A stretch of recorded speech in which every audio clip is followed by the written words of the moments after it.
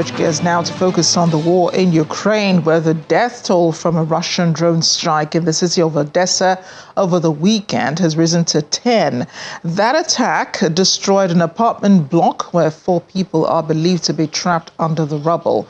Search and rescue operation continued throughout the weekend, with crews clearing away the rubble of heavily damaged buildings. Ukraine's Interior Ministry reported that rescue workers on Sunday morning retrieved the remains of a mother and her baby, raising the number of children killed in the attack to 3. President Volodymyr Zelensky has condemned the strike, describing it as terrorism aimed at destroying lives.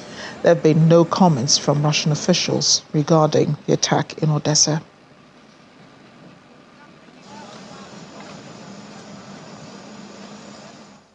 We have the VOA's Jan Bochart in the city of Sloviansk, the northern part of the Donbas region. Jan, great to see you. I see you are outside, so I'm assuming that Sloviansk is a lot safer than Odessa or even Kyiv, where a lot of the shellings have been reported. That's a bit hard to say. This city here is pretty close to the front lines, but not in range for traditional artillery. That's why I'm outside now. We don't have the alerts, but this place has been hit by ballistic missiles with a lot, very frequently. Odessa is a big city, and they have attacks usually by drones like this one. Kyiv and Odessa are very different from here. They are far from the front lines. The kind of ammunition, missiles, and drones the Russians are using are a bit different from what's happening here in Donbas, where you have traditional artillery, planes attacking, and some ballistic missiles. Right now, it's pretty calm here, I can say that. Yeah, and Sloviansk is just approximately about 10 or 10 and a half hours from Odessa, where the strike we're talking about happened. How often have Russian strikes hit Donbas and Odessa specifically? Odessa has been hit a lot of times. It's a very important city, has the biggest port in Ukraine. It's an economic hub, but the Russians didn't succeed in creating a lot of destruction there, despite the attack from this week. And the Ukrainians have a very good air defense system. Usually they can destroy and shoot down the drones that are attacking Odessa. Sometimes they are even able to intercept the missiles. Here is different. Here we have attacks all the time, daily. I was very close to the front lines this morning, and it was incredible to see how artillery is working there. The Russians are pounding this region. They took Avdiivka, a very important city, not really far from here, and they are advancing westwards.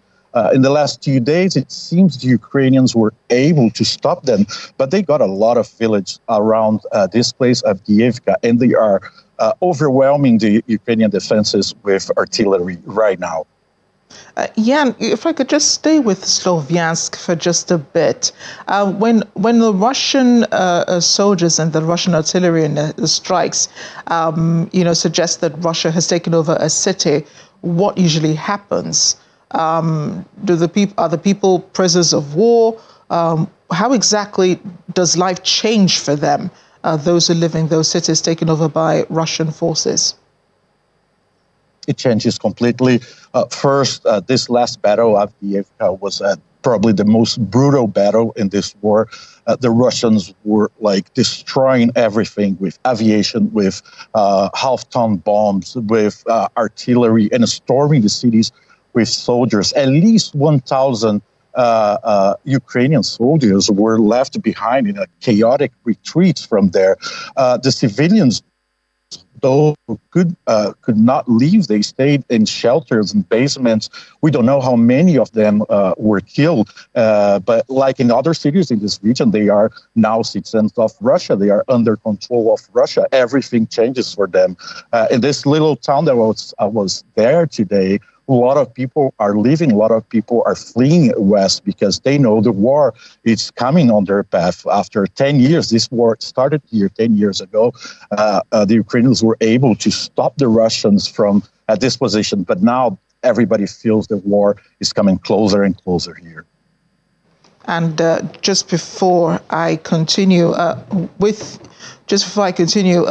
you, Jan, I just want to let our viewers on the DSTV platform know that we're bringing a live broadcast of the celebration of the professional legacy of former Group CEO of Access Holdings PLC, Herbert Wigwe, the first in the series of events of the funeral rites announced by the family. The World Today continues on other platforms. If you're in the UK, you can continue watching. And if you're also on other platforms online as well, you can continue watching The World Today.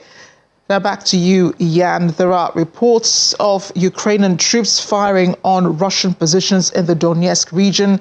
How are troops keeping up despite any expectation, the expectation of more military aid and weapons from NATO allies, which Ukrainian officials have said have been slow in coming? This is probably the most difficult moment for Ukrainians since the beginning of this war. They are outnumbered and outgunned as well. We were talking to soldiers the last days. They were saying that they don't have enough ammunition to fight against the Russians. Some analysts say the rate is now 10 per 1, or it means like the Russians are firing 10 times more than Ukrainians. This is overwhelming for them. This is very difficult for them. And the second problem is that they didn't create defensive lines the way they should. And the Russians are defensive because they have more manpower, they have more guns, and the Ukrainians didn't have the defensive lines that they should have created years ago. And without the aid from US and from Europe, situation is getting really, really hard. And it's not just about money, it's also the West seems not being able to produce enough shells that are needed for this war. In a traditional day here, the both armies are shooting like 7,000 shells a day. This is a lot, and the Russians seems to be more adapted to their industrial complex to keep feeding the army with all these shells and all this ammunition. This is a very difficult moment for the Ukrainians here. Yeah, you make a really critical point about, these European countries not being able to produce even the military weapons that they're supposed to give to Ukraine. What are you hearing about Russian response to NATO's planned exercise today, defending its newly expanded Nordic territory, being Finland, Norway, and Sweden? Here in Ukraine, people are just expecting or hoping that NATO will put boots on the ground here, will help more. That's what they hoping for this moment right now. Russia says if that happens, they're going to respond with nuclear weapons. At this point, nobody knows what's going to happen here in Europe, like how this war will escalate. It's very dangerous moment for the world, I guess, because the Russians seems to be determined to win this war here and keep fighting if the NATO countries decided to come to Ukraine. That probably explains, their response to the leaked audio recording of German military discussion that the Kremlin says shows Germany's armed forces discussing plans to launch strikes on Russian territory. Is the Ukrainian government aware of this, and what can you tell us regarding the conversation that was had? Well, nobody said anything here. Usually they don't say anything when things like that happen. But I guess this is a more like a diplomatic issue. In a way, I guess Russia knows that the Western countries are helping the Ukrainian army in all the ways they can without sending troops here. Ukrainians, of course, they don't say anything about it, but they're hoping this aid will increase. And Russia is advising if that happens, they're going to strike back. So it's a very sensible situation right now, sensitive, very difficult to measure the temperature, what's really going on. All those discussions seems to be more diplomatic than effective right now. Yeah, and Russia seems to think that this shows an appetite for war in Europe. From a Ukrainian standpoint, Jan, is there any readiness on the part of the European partners to join this war? They're giving off any feelers to the Russian government that they might be considering putting boots on the ground. I know the Ukrainian president has talked about this before, but do you see any such movements or commitment from European partners? This might be a possibility. That's hard to say right now. The NATO chief said that's not going to happen. Macron, the president of France, saying that they might send some soldiers here.